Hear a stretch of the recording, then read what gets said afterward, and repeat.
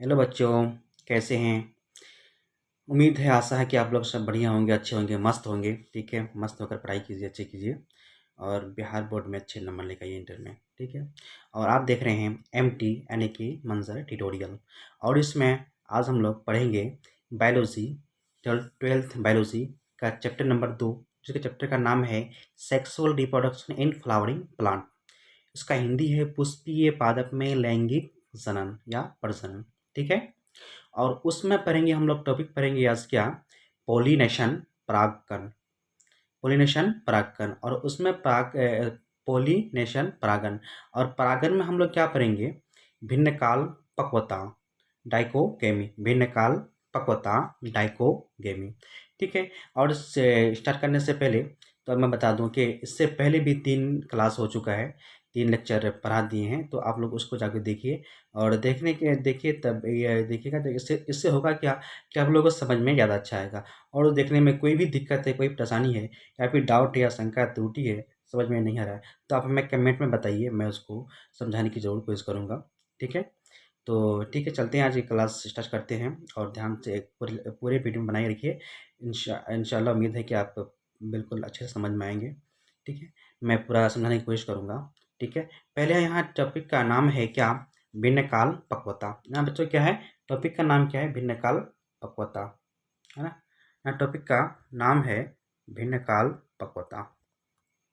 ये जो टॉपिक है ना, भिन्न काल पक्वता, तो इसको हम लोग देखते हैं भिन्न काल पक्वता। तो यहाँ देखते हैं, इसका इंग्लिश नाम है डाइकोगेमी। क्या बच्चों, डाइकोगेमी। और डाइको वर्ड को टुकड़ा करेंगे तो हमको 2 वर्ड मिलेगा। क्या मिलेगा बच्चों, 2 वर्ड, एक डाइको और दूसरा गेमी। डाइको मीन्स क्या होता है, 2 टाइम्स, और गेमी मीन्स क्या होता है, मैरिज। क्या होता है, डाइको मीन्स 2 टाइम्स और गेमी मीन्स मैरिज। यानी कि इससे पता चलता है कि इस प्रकार के प्लांट में पादप का पुष्प में 2 बार शादी होगा, यानी कि पोलिनेशन होगा। क्या होगा, 2 बार परागन होगा, पोलिनेशन होगा। ठीक है। तो देखते हैं, हम फिगर बनाने की कोशिश करते हैं क्या, कि जैसे ये पुष्प है, जैसे क्या ये पुष्प है।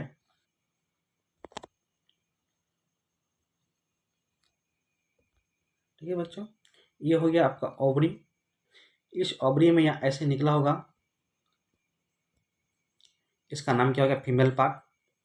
और ये मादा जननांग, और ये होगा क्या, नर जननांग। ये बच्चों क्या है, ये नर जनन अंग है। वो मादा जनन अंग और ये नर जनन अंग है। ठीक है। तो इसमें क्या कह रहा है कि जब ये 2 बार होगा, ये भी रिप्रोडक्टिव ऑर्गन है, ये भी जनन अंग है और ये भी जनन है। ये हो गया क्या, मेल पार्ट, और ये क्या गया, फीमेल पार्ट। तो यानी कि जब नेचर ने क्या किया इसमें, कुदरत ने क्या किया इसमें, नेचर ने क्या किया इसमें, प्रकृति ने क्या किया इसमें, दोनों को मेच्योर होने का समय, परिपक्व होने का समय क्या कर दिया, अलग अलग कर दिया है। दोनों को क्या कर दिया है, मेच्योर होने का समय, परिपक्व होने का समय अलग अलग कर दिया है। मान लेते हैं अगर पहले मेल भाग अगर परिपक्व होगा, तो फीमेल क्या होगा, छोटा होगा। फीमेल क्या होगा, छोटा होगा, जो कि परागकण निकलेगा तो उसमें जाएगा तो कोई फर्क नहीं पड़ेगा। क्या होगा उसमें, कोई फर्क नहीं पड़ेगा। या फिर हो सकता है कि पहले अगर फीमेल परिपक्व हो जाए, जवान हो जाए, तो मेल में तो होगा ही नहीं, क्योंकि उसमें क्या होगा, बाहर से परागकण आएगा, तब पोलिनेशन होगा। इसीलिए एक ही पुष्प में नर का मेच्योर होना, परिपक्व होना अलग टाइम, और फीमेल का मेच्योर होना, परिपक्व होना अलग टाइम। तो इसलिए हम लोग इसीलिए इसका नाम क्या पड़ा है, डाइकोगेमी, यानी कि 2 टाइम्स। एक पुष्प का जनन अंग में उसमें 2 होगा, फीमेल जनन अंग और मेल जनन अंग, यानी कि मादा जनन अंग, नर जनन अंग। इसका क्या होगा, 2 बार, दोनों टाइम अलग अलग समय में परिपक्व होगा। तो ठीक है। इसमें हम लोग क्या, जिसके थ्योरी में लिखा हुआ क्या, परागकोश और वर्तिकाग्र, परागकोश और वर्तिकाग्र 2 बार अलग अलग समय में परिपक्व होता है। क्या होता है, 2 अलग अलग समय में परिपक्व होता है, तो उसे हम लोग क्या बोलते हैं, भिन्नकाल परिपक्वता बोलते हैं। सीधी सी बात क्या बोलते हैं, जब पुष्प का मेल भाग और फीमेल भाग दोनों अलग अलग समय में परिपक्व होता है, मिश्रित जवान होता है, तो उसको हम लोग क्या बोलते हैं, भिन्नकाल परिपक्वता बोलते हैं, यानी कि डाइकोगेमी बोलते हैं। और ये क्या होता है, 2 प्रकार का होता है। 2 प्रकार का इसलिए होता है, हो सकता है कभी पहले फीमेल परिपक्व हो जाए, मैच्योर होगा, जवान हो जाए। हो सकता है पहले यानी कि मेल, यानी कि नर परिपक्व हो जाए, जवान हो जाए। तो उस चीज़ को उसमें 2 भाग में क्या बता दिया है, नंबर 1 में क्या कहा, पुंपूर्वता, क्या बोलता है उसको? पुंपूर्वता, प्रोटेंडरी। या फिर अगर पहले स्त्री अगर जवान होगा, परिपक्व मेच्योर होगा स्तुर्भक, तो क्या बोले उसको? प्रोटोगाइनी स्त्री पूर्वता। क्या बोलते हैं उसको? प्रोटोगाइनी स्त्री पूर्वता। इसमें कभी कभी क्वेश्चन आता है क्या कि ऑब्जेक्टिव में, कि अगर पहले पुष्प का नर जनन अंग परिपक्व हो जाए तो उसको क्या बोलेंगे? आंसर लगाना क्या? प्रोटेंडरी पुपूर्वता। ये अगर पूछ ले कि पुष्प का अगर मादा जनन अंग पहले परिपक्व हो जाए तो उसको क्या बोलेंगे? उसको स्त्री पूर्वता। तो उसमें बच्चों ये जो दिया हुआ है यहाँ से आता है, इंग्लिश में दिया हुआ है, इंग्लिश वाले मीडियम के लिए, तो आप लोग देख लीजिएगा। ठीक है, अब चलते हैं क्या यहाँ पुपूर्वता। क्या बताया बच्चों? पुपूर्वता, पुपूर्वता। तो जब पुष्प में परागकोश पहले, यानी कि परागकोश पहले परिपक्व होता है तो उसको हम लोग क्या बोलते हैं? पुपूर्वता बोलते हैं। क्या बोलते हैं उसको? पुपूर्वता बोलते हैं। when the anther in the flower mature first, then it is called proteinary। और ये किसमें होता है बच्चों? चाइना रोज में। किसमें होता है ये? चाइना रोज में। ठीक है, और स्त्री पूर्वता किसको बोलते हैं? प्रोटीनरी। जब पुष्प में वर्तिकाग्र पहले परिपक्व होता है तो उसे क्या बोलते हैं? स्त्री पूर्वता बोलते हैं। When the stigma is the flower mature first, the stage is called protogyny. ये किसमें होगा? शरीफा में होगा। तो कभी अगर रेयर केस में अगर क्वेश्चन को अगर थोड़ा सा ट्विस्ट बनाना हो ना, थोड़ा सा कठिन बनाना हो, तो एग्जाम्पल में दे देता है। नहीं तो ये सिंपल में क्या रहेगा, ये यानी कि जब अगर पुष्प में अगर मादा जनन अंग पहले परिपक्व होगा तो क्या बोलेंगे उसको? स्त्री पूर्वता बोलेंगे। अगर जब या अगर मेल यानी कि नर जनन अंग यानी कि पहले मेच्योर होगा, परिपक्व होगा, तो क्या बोलेंगे उसको? प्रोटेंडरी बोलेंगे, पुपूर्वता बोलेंगे। ठीक है बच्चों, समझ में आ गया होगा उम्मीद है। अगर नहीं है तो हमको कमेंट में बताइए, मैं समझाने की जरूर कोशिश करूंगा। ठीक है,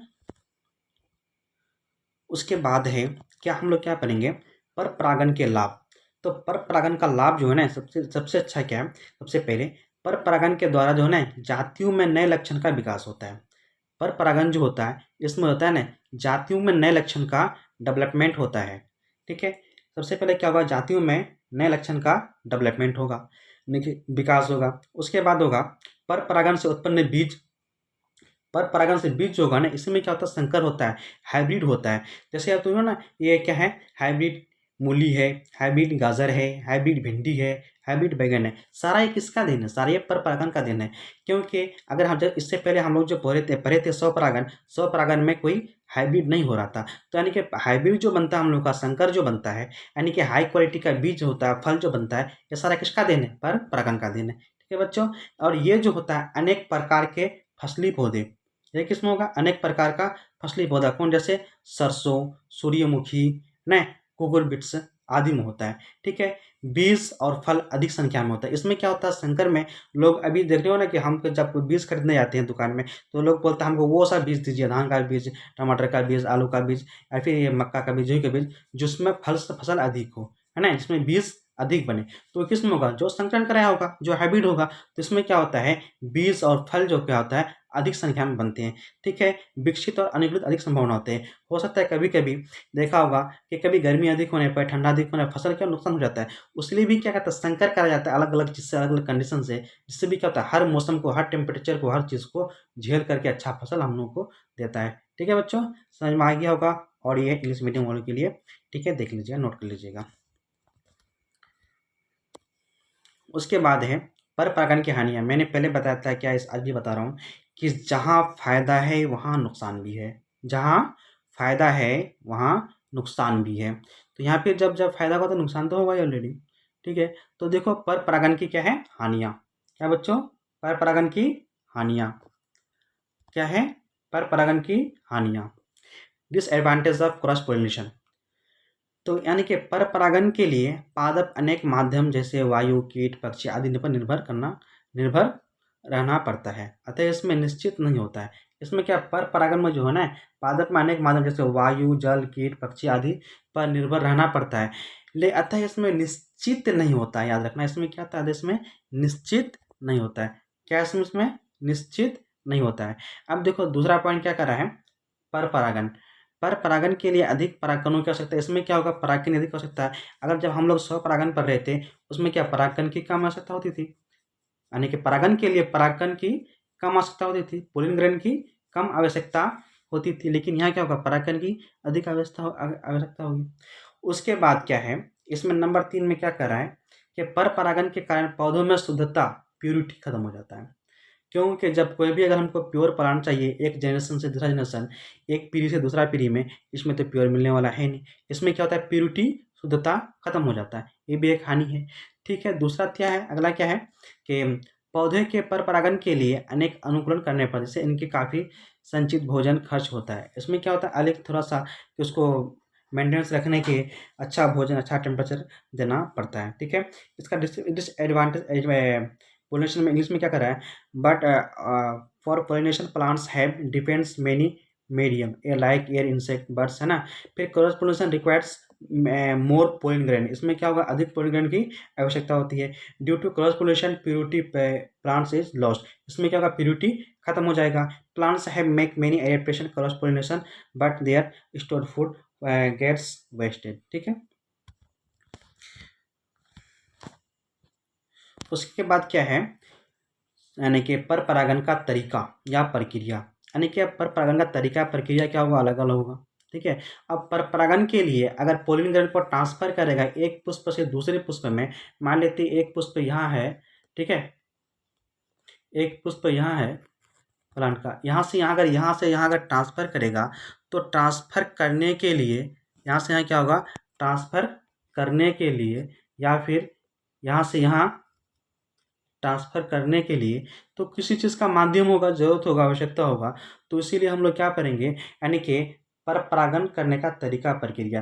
तो पहले कौन होगा, जंतु परागण। पहले कौन होगा बच्चों, जंतु परागण। याद रखना, यहाँ से क्वेश्चन आएगा, यहाँ से क्वेश्चन आना अनिवार्य, 100% बीवाई लगा दीजिए। ठीक है, नोट कर लीजिएगा। तो पहले क्या है, जंतु परागण। तो जंतु परागण क्या होगा, जंतु परागण में क्या होगा, बाय एनिमल। जंतु परागण कैसे होगा, बाय एनिमल के द्वारा, जानवर के द्वारा।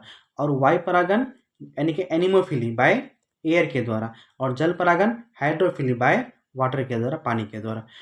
तो पर परागण करने का 3 तरीका है। पहले कौन है, जंतु परागण, जूफिली, जूफिली।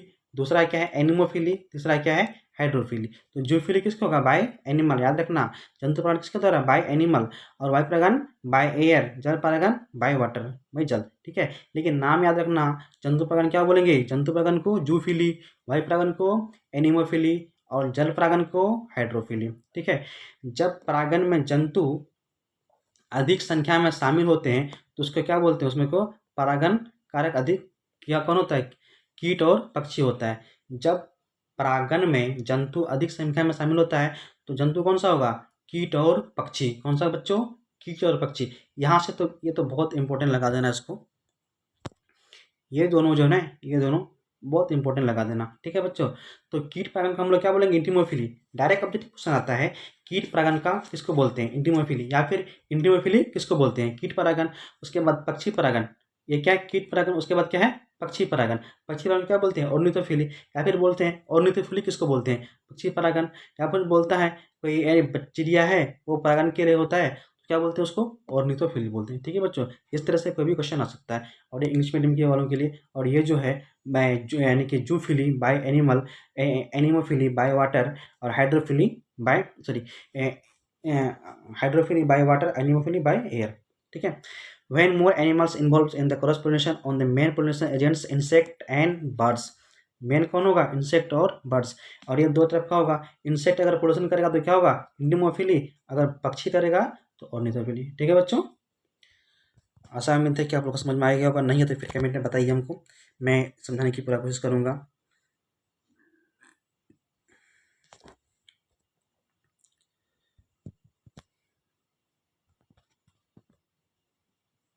अब यहाँ कीट परागण, अब हम लोग क्या करेंगे, कीट परागण। क्या करेंगे, कीट परागण, पक्षी परागण।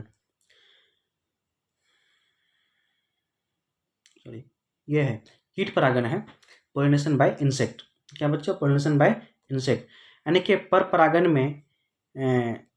परागण में अधिक संख्या में कीट शामिल होते हैं, परंतु और अधिक संख्या में जो कीट शामिल होते हैं ना, उसमें से अधिक कौन होगा, मधुमक्खी, काली मक्खी, न गण परागण परागण कारक होते हैं। अधिक संख्या में कौन होगा? मधुमक्खी होगा, काली मक्खी होगा। और सबसे मेन पार्ट इम्पोर्टेंट बात यह है कि 80% जो है ना कौन होगा इसमें? मधुमक्खी करेगा। किसमें करेगा? मधुमक्खी करेगा। और पर परागण कीट आकर्षक करने के लिए पुष्प में अनेक कारण है। और यानी कि पुष्प को जो है ना यानी कि कीट को अट्रैक्शन करने के लिए, परागण करने के लिए उसमें क्या अनेक कारण है। ठीक है, तो उस अनेक कारण को हम लोग देख रहे हैं इधर। उसमें अनेक कारण जो है, कुछ महत्वपूर्ण कारक ये वाला है। जो क्या है? कुछ महत्वपूर्ण कारक क्या है? ये है कलर। देखो, अगर पुष्प में क्या, अगर पुष्प में अगर परागण करना होगा तो सबसे पहले क्या करेगा? उसमें पुष्प में क्या होता है कि कलरफुल दलपुंज होता है। क्या होता है? कलरफुल दलपुंज होता है। क्योंकि फूल का खूबसूरती जो होता है ना वो किससे होता है? दलपुंज से होता है। तो क्या होगा? हर एक कलर से होगा, गुलाबी होगा, येलो होगा, नीला होगा, पीला होगा, अच्छी तरह से यानी कि उसमें अट्रैक्शन लेवल फुल होगा। तो उसमें क्या होता है? पक्षी उसके खूबसूरती पर, पक्षी पर बैठ जाता है। क्या करता है? बर्ड्स क्या करेगा? उस पर खूबसूरती पर बैठ जाएगा। जैसे ये अगर हम अब देखते हैं, पुष्प को देख रहे हैं, है ना, ये ओवरी है, ये क्या है? ओवरी है। और इस तरह का ये बनता है, दलपुंज बनता है। इस तरह क्या बनता है बच्चों? दलपुंज बनता है। ठीक है, इस तरह का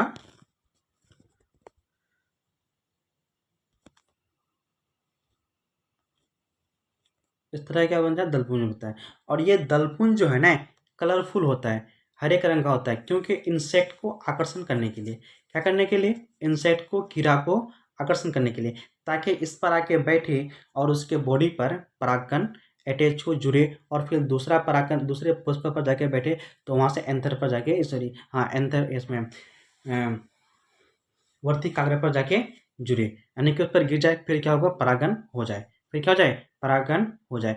तो पुष्प में जो ये जो दलपुंज का कलरफुल होना, रंगीन होना, खूबसूरती होना, क्या करने का रीज़न है? क्या रीज़न है? ताकि इंसेक्ट को आकर्षण करे, ताकि इंसेक्ट को आकर्षण करे। वैसे भी आजकल देख रहे हैं ब्यूटी पार्लर वाले को, फीमेल को क्या करता है? एक अजीब यानी कि इतना अट्रैक्टिव बना देता है ताकि उसमें कुछ परागण हो जाए। क्या हो जाए उसमें? ताकि उसमें कुछ परागण हो जाए। ठीक है, सारा चीज़ खेल किसमें? नेचर ने ऐसा ऐसा दिया है पुष्प में, वैसा भी इंसान फॉलो कर रहा है। ठीक है, जब उससे बात ना बने तो जैसे ह्यूमन क्या कर रहा है? परफ्यूम लगाता है, तो उससे बात में, तो प्लांट में क्या खुशबू है। जब ह्यूमन क्या करता है? परफ्यूम लगाता है अभी ना, कोई अच्छे अच्छे परफ्यूम, अच्छे ब्रांड खुशबू, तो उससे अट्रैक्शन होता है। अभी उसमें क्या करता है? यहाँ भी यानी कि पुष्प ने क्या किया? सेंट बनाया, महक बनाया। उससे भी क्या करता है कि कीट जो होता है, परागण कारक जो होता है, एजेंट जो होता है, वकील जो होता है, उसके खींचे हुए चले जाता है, अट्रैक्शन से चले जाता है, उसके खुशबू से बैठता है और फिर दूसरे पुष्प में बैठता है, उससे क्या होता है? परागण हो जाता है। अब ये ह्यूमन में भी हो रहा है। तो इसमें सबसे अच्छा जो खुशबू यानी कि परागण कारक जो होता है, सेंट से जो होता है, सुगंध उत्पन्न करने से होता है, वो कौन सा होता है? वो कीट आकर्षण करने के लिए। और वो पुष्प जो होगा ना बहुत छोटा होगा। याद रखना, जो पुष्प यानी कि सेंट के आकर्षण करके परागण होता है, पोलिनेशन होता है, उसका फूल जो होता है ना बहुत छोटा होता है, कोई कलर नहीं होता है, और वो हमेशा रात में होता है। तो अब एग्जाम्पल याद रखना बेबी बच्चों, ये एग्जाम्पल है कौन सा? Orchid flower. ये याद रखना कौन सा? ऑर्किड फ्लावर में क्या होता है? क्या होता है? वो सेंट के वजह से उसमें परागण होता है। क्या होता है? सेंट के वजह से परागण होता है।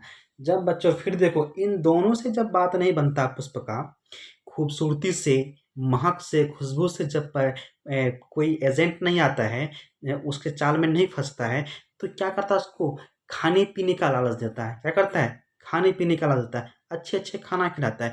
तो फूल ने क्या किया? एक मकरंद निकाला, नेक्टर निकाला, शहद निकाला। इससे तो बच के जा ही नहीं सकता है। इससे तो बच के जा ही नहीं सकता है। इससे क्या होगा? इससे तो बच के जा ही नहीं सकता है। उसके लालच में तो आना ही आना है और वो अपने आप परागण कर लेगा। तो लास्ट में कौन बचा है? नेक्टर, क्या? शहद। तो कुछ पुष्प में क्या होता है? मकरंद होता है, नेक्टर होता है, स्रावित करते हैं, जो कीट में आकर आहार खोजते हैं। ठीक है, और कीट पुष्प में पहुँचते हैं और परागण क्रिया सहायक होते हैं। ठीक है, इससे क्या होता है कि कोई भी एजेंट उस फूल में आके बैठेगा, इस फूल में आके बैठेगा, मकरंद खाएगा, खाने के बाद उसके बॉडी में क्या होगा? परागण टच होगा, फिर खाने के लिए दूसरे पुष्प में जाएगा, वहाँ उसका क्या होगा? वर्तिकाग्र मिलेगा, और इससे क्या होगा बच्चों? इससे परागण हो जाएगा, पोलिनेशन हो जाएगा, यानी कि उसका काम भी बन गया और परागण भी हो गया। तो ये 3 कारक है, यानी कि एजेंट को अपनी तरफ आकर्षण करने का, अट्रैक्शन करने का, ठीक है।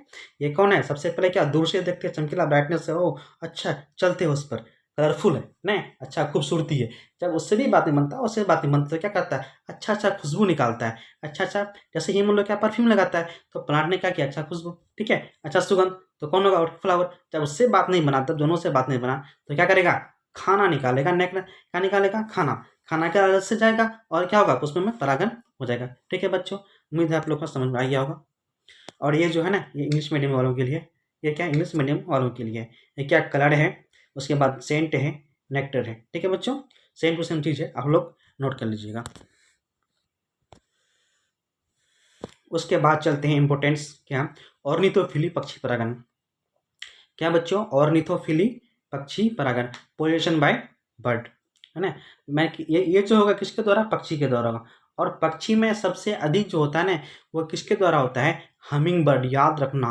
यानी कि पक्षी परागण जो हमेशा अधिकतर जो क्वेश्चन में आएगा, 100% बोल रहे हैं, वो किस में आएगा, पक्षी परागण में होगा। पक्षी परागण में क्या होगा, हमिंग बर्ड या फिर बैट, चमगादड़, ये दोनों जो है ना बहुत अच्छा भाग लेता है। सबसे अधिक भाग कौन लेता है परागण के लिए, हमिंग बर्ड और कौन, बैट, चमगादड़। तो यहाँ इंग्लिश में बच्चों लिखा हुआ है, याद रखना, ध्यान देना, ये humming bird collected nectar from begonia है ना,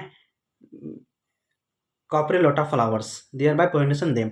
और ये क्या कहता है हमें बेटा, ये अगर तुझे नीट की तैयारी कर रहे हो तो बच्चों ये थोड़ा ध्यान देना इसमें, ठीक है, ध्यान देना। तो ठीक है, यहाँ देखें हम लोग, पक्षी परागण पुष्प के आकार बड़ा और चमकीला होता है। जो पुष्प में पक्षी परागण करेगा, पक्षी में चाहे हमिंग बर्ड हो या फिर बैट हो, चमगादड़ हो, तो पुष्प में क्या आकार में बड़ा होगा और रंग में क्या होगा, चमकीला होगा। वो क्या होगा, रंग में चमकीला होगा। और उसके अंदर कुछ जो होना है मीठा पदार्थ होगा खाने के लिए, क्या होगा उसमें, कुछ मीठा पदार्थों को खाने के लिए। सबसे अच्छा एग्जाम्पल फूल जो है ना, वो सिम्बर का फूल है। कौन सा बच्चों, बॉम्बेक्स फ्लावर, सिम्बर का फूल। सिम्बर देखियो ना, इसमें से क्या बनता है, कॉटन बनता है, रुई बनता है, जिसको हम लोग तकिया बनाने में उसका कॉटन क्या करते हैं, तकिया बनाने के लिए, रजाई बनाने के लिए इस्तेमाल करते हैं। ठीक है, सबसे अच्छा परागण कारक कौन होगा, चमगादड़ और हमिंग बर्ड, याद रखना बच्चों। और ऑर्निथोफिली में सबसे अच्छा परागण कारक कौन है, चमगादड़ और हमिंग बर्ड। और एक इसमें होता है बॉम्बेक्स फ्लावर, सिम्बर में अधिक होता है। और उसका फूल कैसा होता है, चमकीला होता है।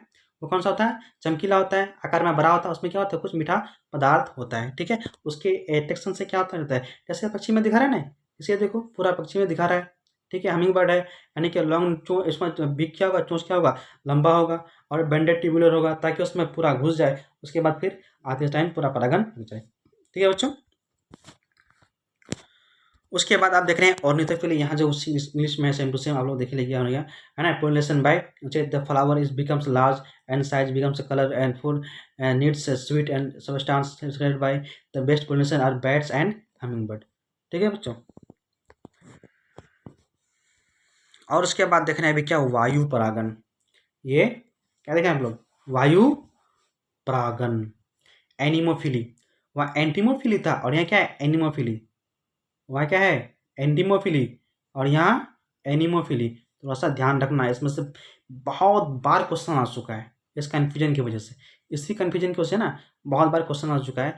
आप लोग थोड़ा ध्यान से पढ़िएगा। ठीक है, वायु परागण, एनिमोफिली, जब परागण जब परागण जब परागण का स्थानांतरण वायु के द्वारा होता है तो उसे वायु परागण कहते हैं। ठीक है, और इस तरह का पुष्प में जो होगा ना, न रंग होगा, न कलर होगा, न गंध होगा, सुगंध कुछ नहीं होगा। ठीक है, ऐसे पुष्प में जिसमें वायु द्वारा परागित होते हैं उन्हें वायु परागण उसके कहते हैं, एनिमोफिली कहते हैं। और इसका विशेषता ये है, मुख्य कारक का क्या है, कि उस फूल में क्या होगा, ये आकार में बहुत छोटा होता है, न कलर होता है, न सुगंध होता, न आकर्षण, कुछ नहीं। जब उसका कुछ नहीं होता तो एक ही उसका नेचर क्या है, बस वायु के द्वारा एक जगह से दूसरी जगह हवा के द्वारा लेके जाएगा, ठीक है, लेके जा रहा है। और इसमें क्या होता है कि दलपुंज और उसके बाद जो वाम दलपुंज बिल्कुल होता ही नहीं। इसमें क्या होता है, दलपुंज और वाम दलपुंज एक ही जगह जुड़ा होता है या होता ही नहीं। तो उस वर्ड को याद रखना बच्चों, नीट पर्पस के लिए क्या है, पेरियंथ, और बोर्ड में भी आ सकता है।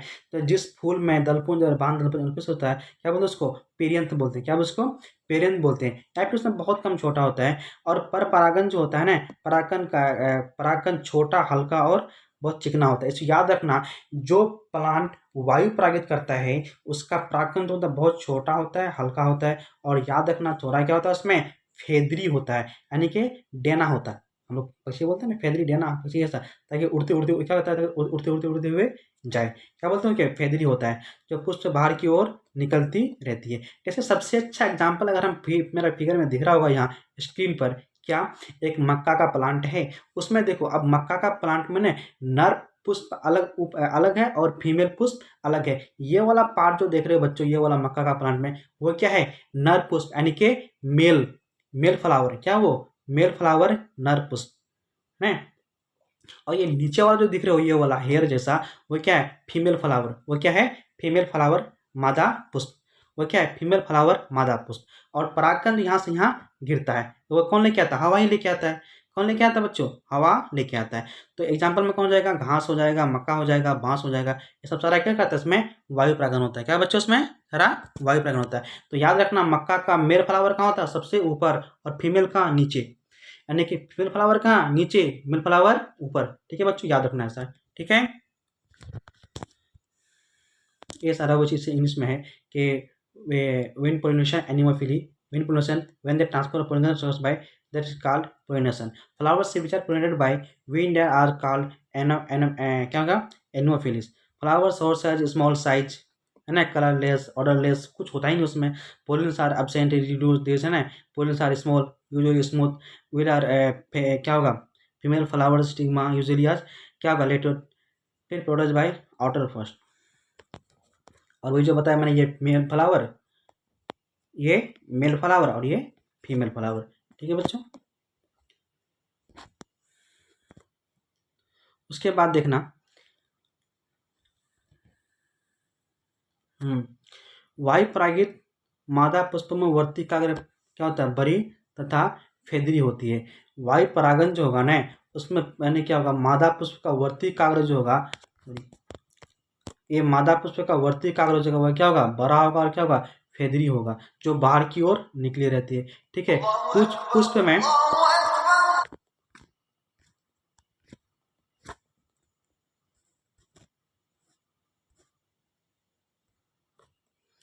कुछ पुष्प में, ठीक है, देखो बच्चों, हाँ, कुछ पुष्प में परागन भारी होते हैं और इसमें परागन मादा पुष्प के नर ऊपर होते हैं। जिसका परागन भारी होता है उसका होगा नर भाग ऊपर होगा और मादा भाग नीचे होगा। जैसे मक्का का क्या था, मेल भाग ऊपर था और फीमेल भाग नीचे था, यानी कि मादा फ्लावर ऊपर, सॉरी, यानी कि वो नर फ्लावर ऊपर और फीमेल फ्लावर नीचे था। ठीक है ना।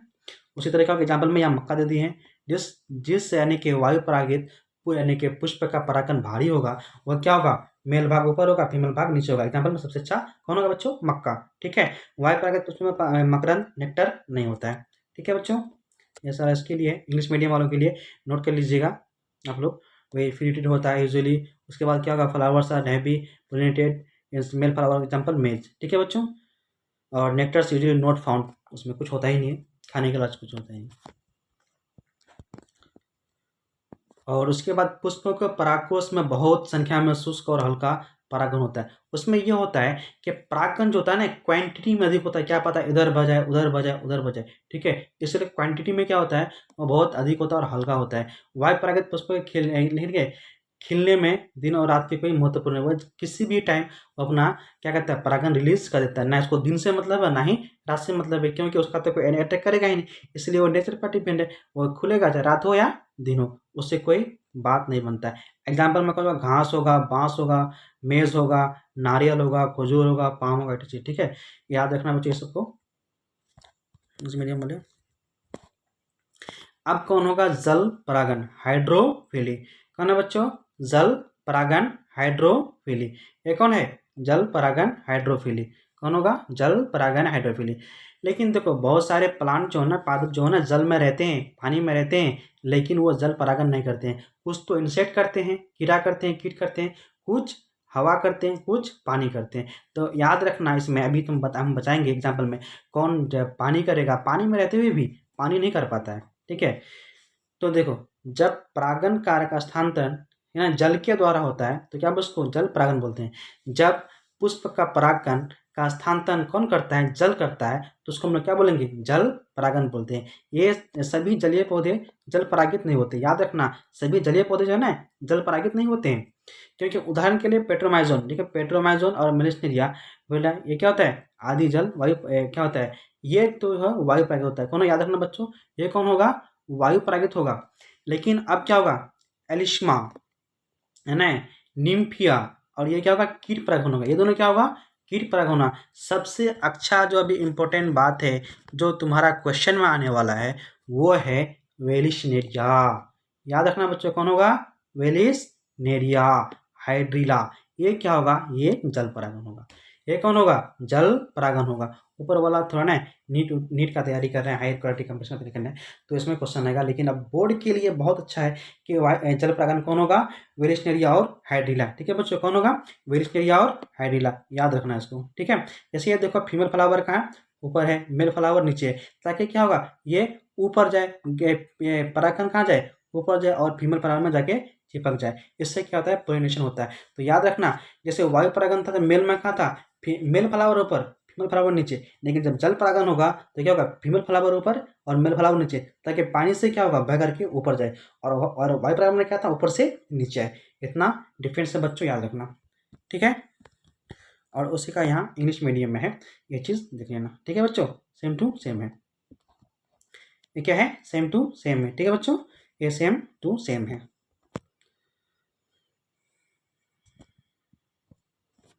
अब जल परागन पुष्प में विशेषता। अब इसमें जल परागन में इसका विशेषता क्या है, तो देखो, जल परागित पौधों में पुष्प क्या होते हैं, जल परागित पौधों में पुष्प क्या होता है, छोटा होता है। क्या होता है, छोटा होता है, रंगीन होता है, गंधहीन होता है। ओनली रंग वाला, गंध वाला, सुगंध वाला, खुशबू वाला, खाना वाला कौन होगा, ओनली जो जंतु परागन हो, जो कौन हो, जंतु परागन हो। बाकी सब उसमें रंग होगा ना, गंध होगा ना, खाना कुछ नहीं होगा बच्चों। ठीक है, पुष्प में मकरंद का निर्माण होता है। ठीक है, परागन हल्के होते हैं, जैसे क्या, और ये वैक्सी होता है, मोमिया पौधा होता है। इसमें ऐसा लगा क्या रहता है, मोम लगा हुआ होता है, उसमें पानी पकड़ता ही नहीं है। ठीक है, वर्तिकाग्र क्या होता है, लंबा होता है और चिपकी हुई होती है, अनुप्लेटेड होता है। ठीक है, नर पुष्प में क्या होता है, अनावृत होती है, जलमग्न होता है। ठीक है, और बहुत दलपुंज, कैलिक्स दलपुंज क्या होता है, ये पुष्पीय भी अनादर होते हैं। इसी का इंग्लिश है बच्चों।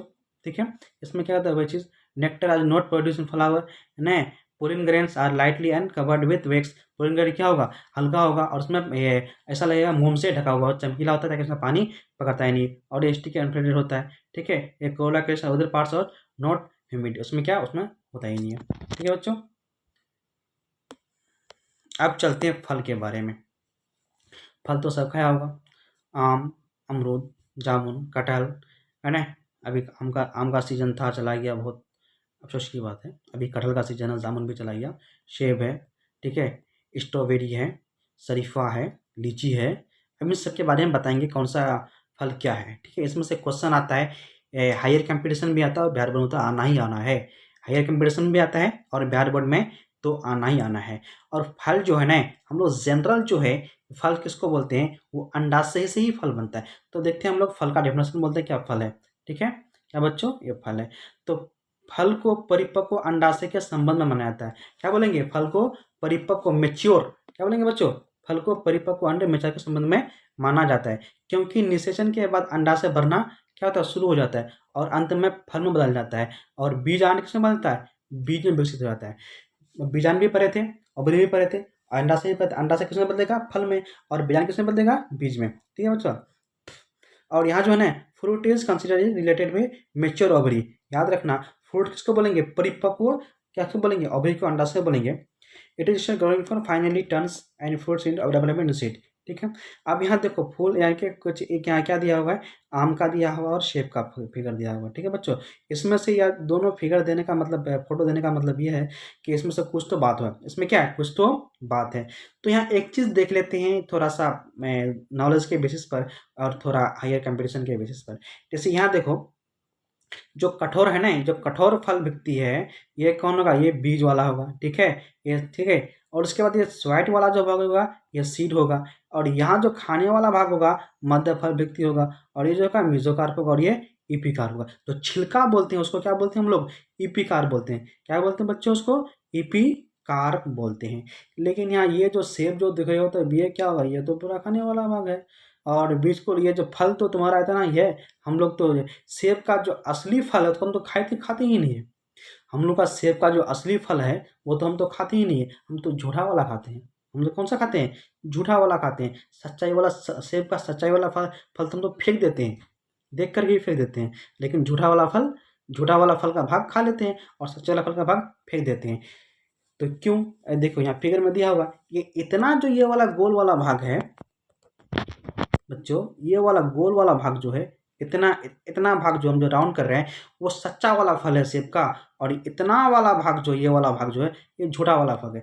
तो हम लोग सेब का कौन सा भाग खाते हैं? झूठा वाला भाग, और सच्चा वाला भाग फेंक देते हैं। और आम का हम लोग कौन सा खाते हैं? सच्चा वाला भाग। ठीक है बच्चों, अब चलते हैं हम लोग इसके बेस पर दो दो फिगर लगाए हैं, तो इसका मतलब कुछ तो बात होगा, दोनों डिफरेंस होगा, तो देखते हैं डिफरेंस आगे चल के। ठीक है, अब देखो, उत्पत्ति के आधार पर फल जो होता है ना, दो प्रकार का होगा। कितना होगा? दो प्रकार का। एक सच्चा वाला और एक झूठा वाला। एक क्या होगा? सच्चा वाला, और दूसरा झूठा वाला। तो क्या बोलेंगे? अब यहाँ इसमें तीन नाम से जाने जाएंगे, ट्रू फल, और फिर फॉल्स फल, उसका हिंदी यथार्थ, इसका क्या होगा? यथार्थ, वास्तविक, इसमें क्या होगा? मिथ्या, काल्पनिक। याद रखना, ट्रू फल को क्या बोलते हैं? यथार्थ फल बोलते हैं, और फॉल्स को मिथ्या फल बोलते हैं। और इसमें जो बच्चा एग्जाम्पल है ना, एग्जाम्पल से बहुत इंपॉर्टेंट रोल करता है, उसमें क्वेश्चन आता ही है, उसमें क्वेश्चन आना ही आना, उसमें कोई शक की बात है ही नहीं। तो याद रखना, मैंने सिंपल बता रहा हूँ क्या, कि जब फल दो प्रकार का तो कैसे पहचानेंगे? सच्चा वाला किसको बोलेंगे? झूठा वाला किसको बोलेंगे? जब हम लोग पुष्प पर रहते, फूल पर रहते, उसमें क्या था? पुष्पासन था, ओवरी था, है। तो फल जब जब फल निषेचन के बाद ओवरी से बने, जब फल, ये क्या पुष्प है ना, जब फल ओवरी से बने तो क्या बोलेंगे? उसको सच्चा वाला फल बोलेंगे। और जब फल ओवरी के अलावा किसी भी भाग से बने, जब फल ओवरी के अलावा किसी भी पार्ट से बने, डेवलपमेंट हो, तो सब हम लोग क्या बोलेंगे? झूठा वाला फल बोलेंगे। क्या बोलेंगे बच्चों? ओवरी के अलावा किसी भी पार्ट से डेवलपमेंट हो तो वो झूठा वाला फल बोलेंगे। ठीक है, जब फल अंडाशय से विकसित होगा तो क्या बोलेंगे? उसको सच्चा फल बोलेंगे। जब फल पुष्प के किसी भी भाग से विकसित होगा उसको झूठा फल बोलते हैं। सच्चा वाला फल जो है ना, आम, अमरूद, केला, जामुन है। लेकिन झूठा फल वाला फल याद रखना बच्चों, सेब होगा, स्ट्रॉबेरी होगा, काजू होगा, लीची होगा, शरीफा होगा। कौन होगा? याद रखना, झूठा वाला फल, एक मतलब तुमको इस जितना हम तीन लिखाए हैं ना, इन तीनों में से क्वेश्चन आएगा। ठीक है, लेकिन मैं 5 बोल रहा हूँ। कौन होगा? सेब, स्ट्रॉबेरी, काजू, लीची, शरीफा। कौन होगा? फिर से याद रखो, मैं बोल रहा हूँ बच्चों, सेब, स्ट्रॉबेरी, काजू, लीची, शरीफा, सारा सब क्या है? झूठा फल है। इन्हीं में से तुमको क्वेश्चन आएगा। ठीक है, याद रख लेना। तो इंग्लिश में क्या है? The fruit is the when development of from ovary is called true, when from is development another part of flower is called false. तो कौन होगा? एग्जाम्पल एप्पल, स्ट्रॉबेरी, कैशियोनट, ठीक है, लीची, उसके बाद क्या बोलेंगे उसको? एनोना, शरीफा, और एक क्या? मैंगो, बनाना, ट्रू वाला है। ठीक है बच्चों, समझ गए? और नेक्स्ट मतलब बच्चों कमेंट में बताइए, लाइक कीजिए, सब्सक्राइब कीजिए। ठीक है, उसके बाद चलते हैं बीज, है ना। बीज जो बनता है किससे बनता है बच्चों? ओव्यूल से बनता है, बीजांड से बनता है। और ये एनसीईआरटी का कहना है, एनसीईआरटी का कहना क्या है, यानी कि प्लांट का जो है, ये बीज जो पढ़ेंगे ना, ये प्लांट का जो है, ये प्लांट का जो है जनन भाग, आखिरी भाग है। प्लांट का ये जनन आखिरी भाग है ना। जनन भाग जो क्या है? आखिरी, लास्ट है। तो यहाँ क्या है? पुष्पीय पादप में एनसीईआरटी के अनुसार लैंगिक जनन का अंतिम भाग है। बीज क्या है? एनसीईआरटी के अनुसार पुष्पीय पादप का ये अंतिम भाग है। क्या बच्चों? बीज जो है पुष्पीय पादप का ये अंतिम भाग है। क्या है? अंतिम भाग है। तो बीज परिपक्व गुरु बीजाणुधानी से संबंधित माना जाता है। यह नया पादप काय विकसित करने में सक्षम होता है। ये क्या है? नया पादप काय विकसित करने में सक्षम होता है। और बीज का 3 भाग होता है, एक बीजावरण, एक भ्रूणपोष और एक भ्रूण। हम लोग भ्रूणपोष के बारे में पहले पढ़ चुके हैं। क्या है? भ्रूणपोष के बारे में पहले हम लोग पढ़ चुके हैं। तो देखते हैं यहाँ इंग्लिश मीडियम में, इंग्लिश में क्या करा है। एनसीईआरटी के अनुसार ये कितना है? ये लास्ट भाग है। और सीड को क्या बनाता है? मेच्योर मेगास्पोर, है ना, मेगास्पोरेंजियम। और एविडेंट डेवलपमेंट क्या होगा? Plant body. और ये कितना तरह का? 3 सीड कोड, इंडोस्पर्म, एम्ब्रायो। हम लोग इंडोस्पर्म के बारे में पहले पढ़ चुके हैं। तो पहले हम फिर अब क्या पढ़ेंगे? हम लोग बीजावरण। जो बीज का कवर जो होता है, जो बीज का कवर होता है, बाहरी भाग होता है, उसको हम लोग क्या बोलते हैं? बीजावरण बोलते हैं। जो बीज का कवर है, बाहरी भाग है, हम लोग क्या बोलते हैं उसका बच्चों? बीजावरण बोलते हैं। क्या बोलते हैं? बीजावरण बोलते हैं। तो ये बीज का सुरक्षित वाहन भाग है।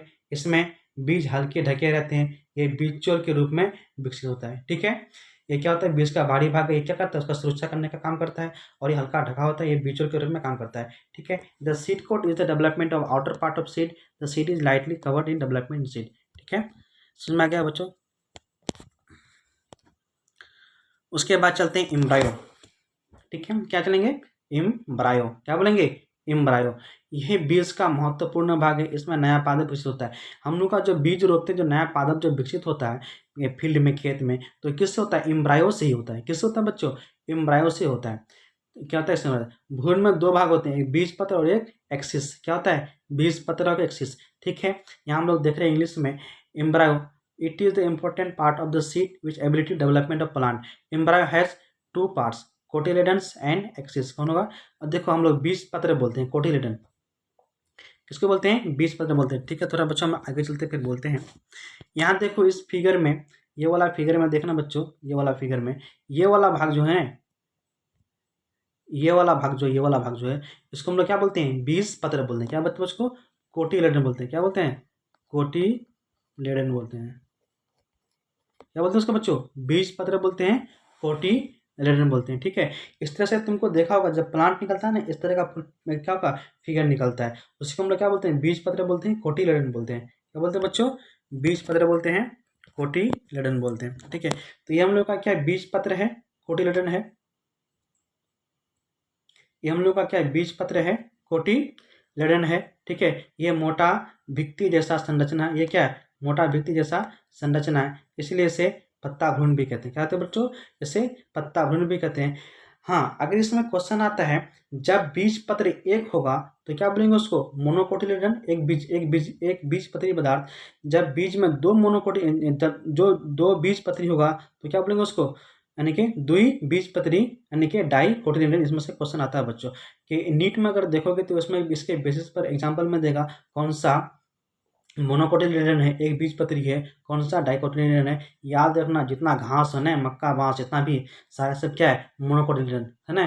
खजूर तजूर जितना भी सारा है सब है, सफारी सफारी सारा, यानी कि जिसका प्लांट अगर लंबा निकले, लंबा, तो क्या होगा, मोनोकोटिलेडन होगा, और जो बिल्कुल ऐसा होकर के निकले तो क्या होगा, डाइकोटिलेडन। याद रखना बच्चों, ये नीट का तरीका। ठीक है, ठीक है, यहाँ भी क्वेश्चन आएगा तुमको। ठीक है, जो बिल्कुल सूट लंबा निकले तो क्या बोलेंगे उसको, मोनोकोटिलेडन, और जो इस तरह का निकले वो डाइकोटिलेडन।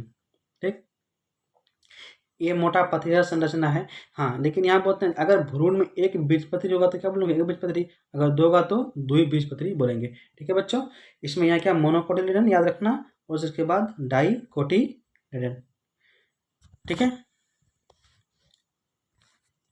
अब चलते हैं फाइनली यहाँ कि अब क्या बोलेंगे, एक्सिस की बोलेंगे। अब यहाँ क्या बोलेंगे बच्चों, एक्सिस बोलेंगे। ठीक है, एक्सिस अक्षीय, क्या बोलेंगे, एक्सिस बोलेंगे, अक्षीय बोलेंगे। दोनों बीज पत्रों के बीच एक छोटी सी संरचना होती है जिसे दोनों बीज पत्र जुड़े रहते हैं। ये वाला बीज वाला जो ना, ये वाला ये एक्सिस होता है, इसको दोनों बीज पत्रों को जोड़ कर रखने का काम करता है। ये अक्ष का भाग है, बीज को दबा करके होता है, इसे प्लूमुल कहते हैं। और ये वाला भाग जो बच्चों, ये वाला भाग को हम लोग क्या बोलते हैं, प्लूमुल बोलते हैं। क्या बोलते हैं इसको, ये उल्टा करके दिया हुआ, इसको हम लोग क्या बोलते हैं, प्लूमुल बोलते हैं, प्रांकुर बोलते हैं। ठीक है, उससे क्या बनता है, हम लोग का सूट बनता है, ऊपर में जो कली बनता है ना, बड बनता है ना, इससे बनता है, किससे बनता है, प्लूमुल से बनता है। ठीक है, ठीक है बच्चों, और उसके बाद जो सूट बनता है, और अक्ष का दूसरा भाग जो, ये वाला भाग जो होगा, हाँ इधर वाला भाग जो है, ये जो इधर वाला भाग है, इसको हम लोग क्या बोलते हैं, रेडिकल बोलते हैं, मूलांकुर बनते हैं। इससे क्या बनता है बच्चों, जड़ बनता है। इससे क्या बनता है, जड़ बनता है, अंकुरन पे जड़ बनता है। ये जहाँ पुलमूल होगा वहाँ क्या बनेगा, सूट बनेगा, और जहाँ मूलांकुर होगा वहाँ क्या बनेगा, जड़ बनेगा। ठीक है, और ये एक्सिस है, डेसिमल स्ट्रक्चर पार्ट है, और यहाँ क्या बनेगा, कोटिलेडन बनेगा। लेकिन उसके बाद याद रखना, जहाँ आउटसाइड कोटिलेडन होगा वहाँ क्या बनेगा, रेडिकल होगा, जहाँ इनर साइड होगा वो क्या बनेगा, सॉरी यहाँ क्या बनेगा, कोटिलेडन, इसका रेडिकल, और ये फॉर्म क्या, रूट, और यहाँ क्या बनेगा, आउटसाइड आफ्टर टर्मिनेशन। ठीक है बच्चों, तो ठीक है, आज हम लोग ये चैप्टर कंप्लीट हो गया। तो आप लोग इसको पढ़िए, और जितना चार लेक्चर है, 4 क्लास है, चारों को कंप्लीट से पढ़िए। और कुछ बच्चों समझ में नहीं आता है तो हमको कमेंट कीजिए, हम कमेंट में समझाने की पूरा कोशिश करेंगे। और इसके रिलेटेड हम फिर कल क्या कर रहे हैं, क्वेश्चंस लेके आएंगे, ऑब्जेक्टिव क्वेश्चन। आप लोगों को जितना भी होगा मैंने क्वेश्चन लेके आएंगे, उसको कंटिन्यू बना रखिए। ठीक है बच्चों, अगर अच्छा लगे तो चैनल को सब्सक्राइब कर दीजिए, लाइक कर दीजिए, कमेंट कर दीजिए। बस एक ही आप लोगों से ये है, रिक्वेस्ट है जो आप लोग चाहिए हमको, बस एक सब्सक्राइब, उसके बाद लाइक और कमेंट। ठीक है, और इसकी खुशी से हम लोग फिर क्या करेंगे, अच्छी मेहनत करेंगे इंशाल्लाह कि 12th बोर्ड में, बोर्ड में नंबर कम नहीं आएगा। ठीक है, देखने के लिए धन्यवाद, थैंक यू।